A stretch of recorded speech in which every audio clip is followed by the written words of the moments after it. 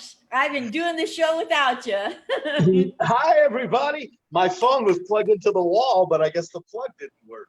Oh, geez. I'm having trouble. Now I'm in my bathroom. Mark Cohen. Oh, my God. I'm so delighted you're here. Thanks for taking time out of your New York busy life for this. Oh, my God. Welcome to Comic Spot. Yay! Yay! Did you hear me say your intro when you were off there? I wish I was in New York. Oh, you're not in New York. Where are you? I'm in Las Vegas. Oh, well, what kind of crazy person am I? I don't even know your... That's all right. I live 11 blocks south of Fremont Street on the boulevard. Where do you live? I live on Paradise and Warm Springs. Nice, very close. And my daughter goes to LVA, though, down near you. Must be. Oh, my gosh. Yeah. So did you hear me read your intro, or do you want me to read it again to you? I didn't hear it. I hope I know it, but I didn't hear it. I got this off the internet. I hope it's the same Mark Cohen. He sings it. Go ahead. Mark Cohen is an American comedian. Looks good so far. So far. Best known for hosting Comedy Central's Make Me Laugh. Oh my gosh, back in the day. Oh my God, I love that show, Mark. That was in 1998. Actually, really?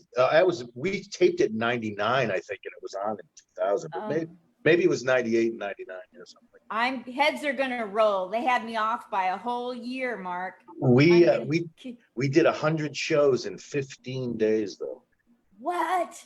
That's crazy. That's more than me. That's true, actually. Yeah. Cohen has also appeared in 2 episodes of the British version of Whose Line Is It Anyway? With Sarah Silverman. That's right. I think. And has had numerous guest roles on American sitcoms such as the Sarah Silverman program. My bad. I had her in the wrong place. She's going to kill me. That's okay. She doesn't even know who I am. Oh, well. He's also been on Louie and appeared in the 1997 independent comedy film, Who's the Caboose, starring Sarah Silverman. Nobody talks about my caboose. Hey, wait a minute. I wonder who puts that up there. I didn't put that up. That's like on Wikipedia or something like that, huh? Yes. I found it. It doesn't mention, it's so funny because I was in one episode of Friends. And that's what people seem to know or freak out about. It's kind of funny. I still get little checks from them and I'm like, how much money do they make if I'm making 20, 30 bucks here and there? What did you do on Friends, Mark? I was the mattress king. I played, it was Chandler's girlfriend's ex-husband or something like that. But yeah.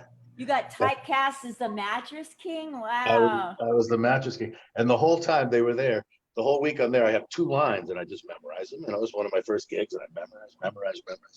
And like 2 minutes before I'm supposed to do it, they hand me 3 pages of new lines. And I'm like, I can't learn this in 10 minutes. Come on. I said, listen, I'm doing a fake commercial. Let me just read it. I said, oh, good idea. So I ended up just reading it live. Oh, that's great. Yeah. What was it like meeting the cast of Friends? I guess you're forever going to go down in history with that one. Well, they were great. Everyone, they were not, big shots yet. It was like the 3rd season still. And my funny remembrance of that was I was walking, Ray Romano was a fan of Friends, and he was a friend of mine back then. And he said, hey, can I come to the taping? And I was like, sure. And we're backstage, walking back to my dressing room. And David Schwimmer's walking towards us, and he walks by us, and he stops, and he freaks out about Ray. And I was like, this is so strange, because I knew Ray a long time. It was all flip-floppy. Yes. Like, this should be the other way around. That's crazy. Boy, they sure went on to a lot of fame. That's for sure. They all did all right. Yeah. Yes. I want to hear about your life, though. Go on. You're in Vegas. I'm here in Vegas. I am the house MC, or I was the house MC. I still am at the Comedy Cellar. And we have been doing that for like a year and a half. I opened it up with them. I didn't open. I worked for them, but I was the opening week, and I was here every night, and it was very successful and doing very well. And then the COVID came, so trying to wait it out here and see what happens. So the COVID was your fault. It was my fault. A year and a half later, I put the Cohen COVID. I think all of us, the comedians, have become Jewish. We all feel like we caused the COVID. It's crazy. I mean, when we closed down, I was like, oh, it'll be a week. It'll be fun. It's not fun anymore. No, it's not. I try to make light of it, but it's so not funny. Yeah, it seems like it could have been over, but whatever. Let's move on. But Let's that's what I've get been doing, and it was a lot of fun. And I got to work with four or five great comedians every week. I've never been to the Comedy Cellar here in Las Vegas. I have to come and check it out and you out. Yes, it really is. I think it's one of the best clubs in Vegas, obviously, because the way it's run, it's not a headliner club. Everyone does the same amount of time, and they're all headliners. For me, it's just fantastically easy to host. Wonderful. That's great. Yeah. I'll be there to check it out now that I know that you're there. Yes, please come by. I'm surprised you didn't know. Yeah, I don't spy on people. Like it's painful. I'm a baby. I'm 69 years old. It's painful wow. for me to look up your bio. Yeah, no, I feel bad. I screwed up everybody. I thought this was Monday, so that's why I apologize. So you grew up in what city?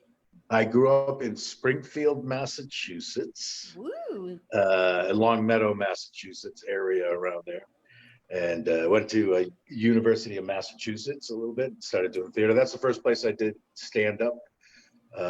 I won a contest, and the prize was to do stand up with the professional comedians, who was Dana Gould. I don't know if you know Dana, he's very funny. And Chance Langton, who was also very funny. This was, this was a few years ago. So, but they were from Boston, and Dana was younger than me, but he was brilliant. Boston really cranked out a lot of superstars. Yeah, I'm from about an hour and a half away, but I'm funny without the racism. Yes. So I'd like to know how did you decide? Like you went to college and you got into a class, and all of a sudden you're hosting two big shows that are like icons in my life. Whose Line Is It Anyway and Make Me Laugh. You're on those shows, and those are huge to me in my life. How did you go from being Mr. I'm from Massachusetts, one of the many, to being on those famous shows? And Friends, come on. I moved to New York when I was 17, and I went to American Academy of Dramatic Arts to be an actor. And after 2 years, I finished with the school and then went to UMass for a year, and then moved back to New York and started doing stand-up, and was able to, quit my job within a month after starting doing stand-up. Back then, it was the boom. And New York became too small in a weird way. Wow. So I moved to LA and ended up getting that show, Make Me Laugh. Cool. I love that premise, and I love that show. That was incredible.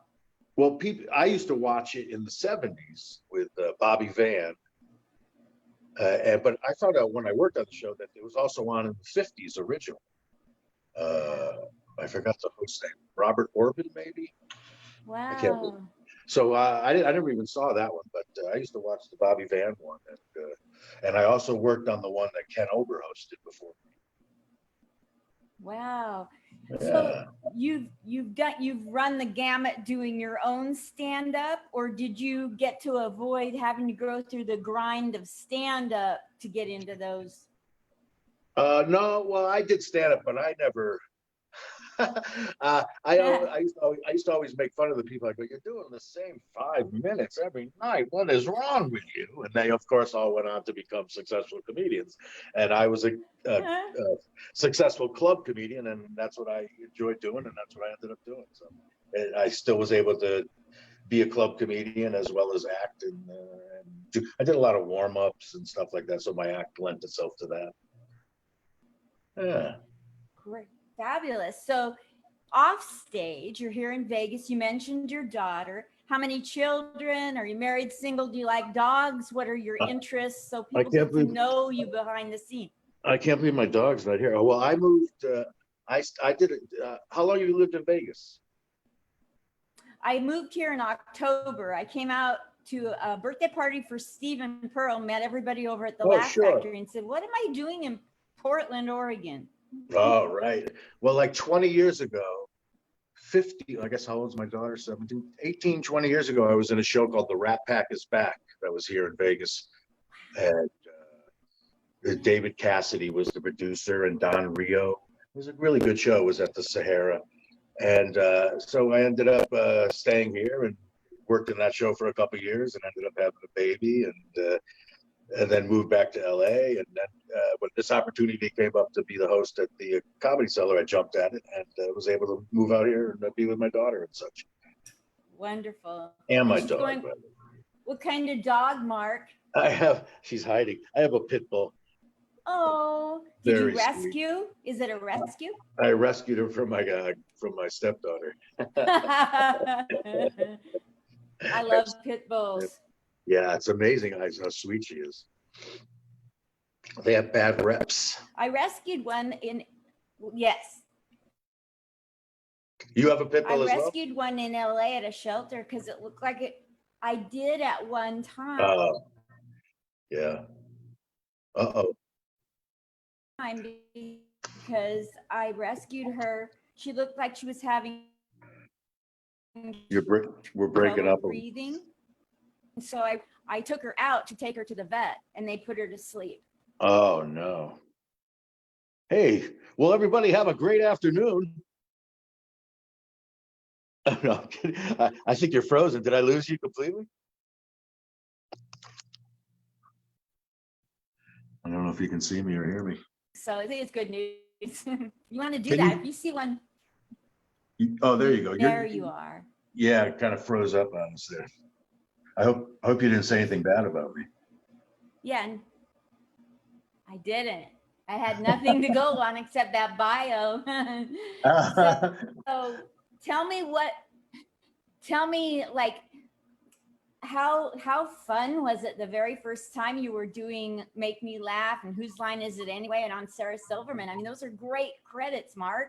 Oh, thank you. Well, I've been lucky. Yeah, the shows I've been on there. I was also I was lucky enough to be in the couple episodes of This Is Us,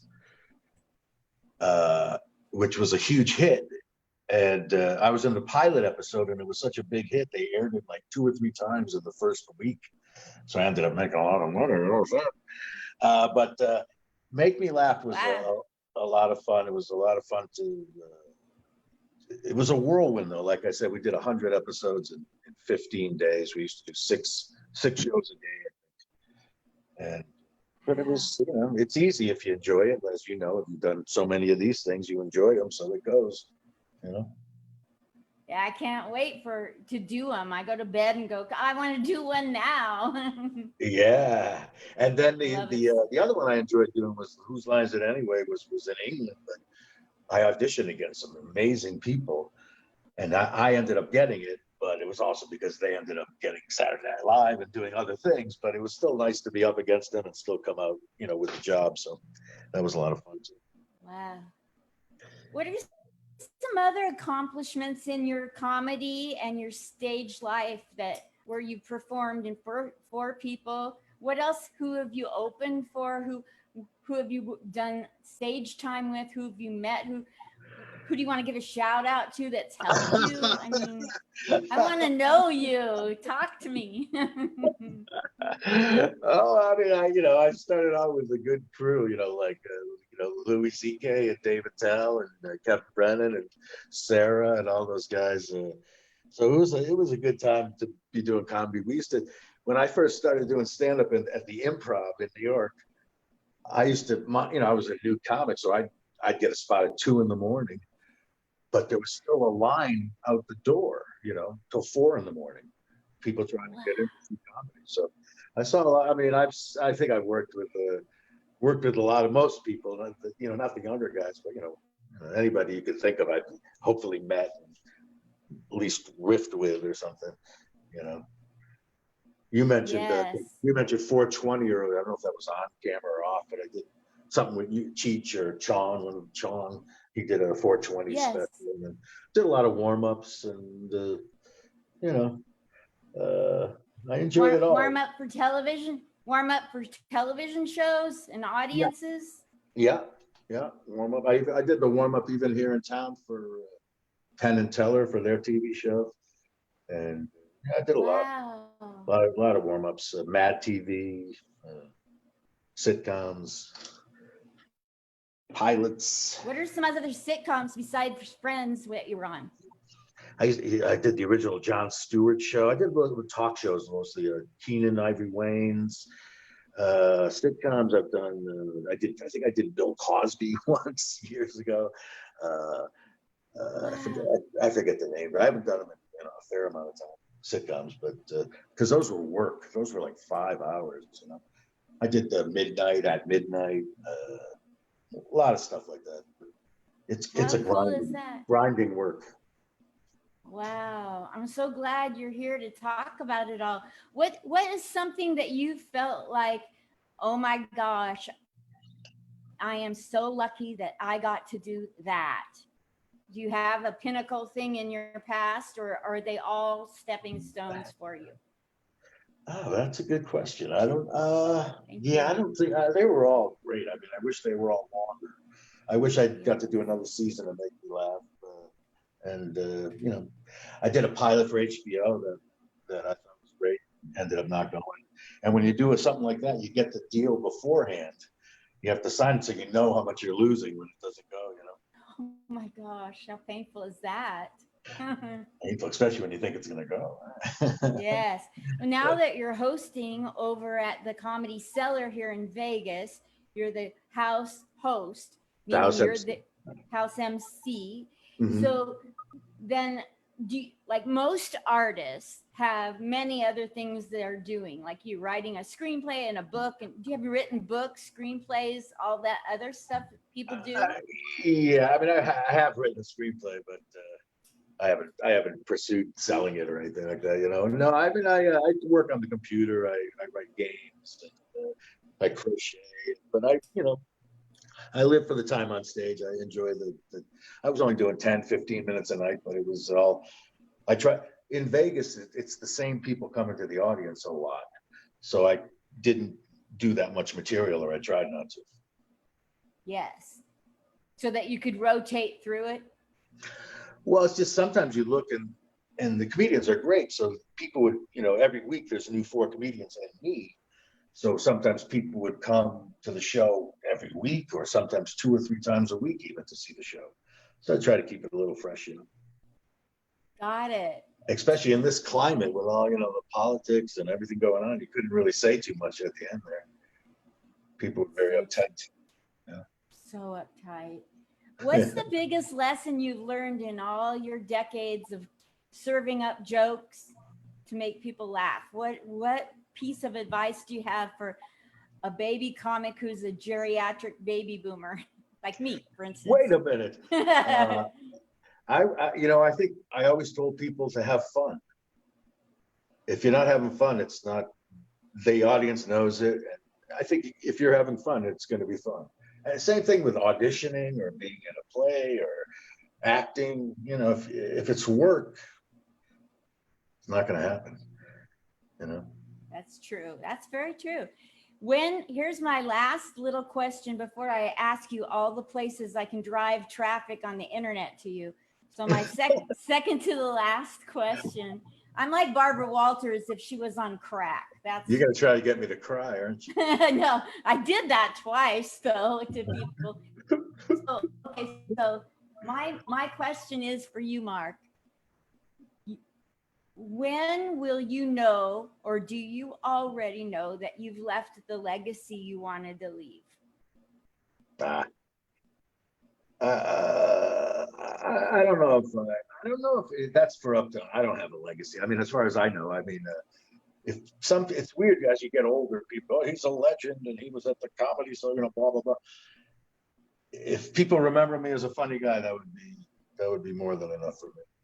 Cool. That's a great answer. I would like to ask you, where can I help drive traffic to you on? I mean, how can I get people to your Instagram? Do you TikTok or You know, I'm on, no, I don't TikTok.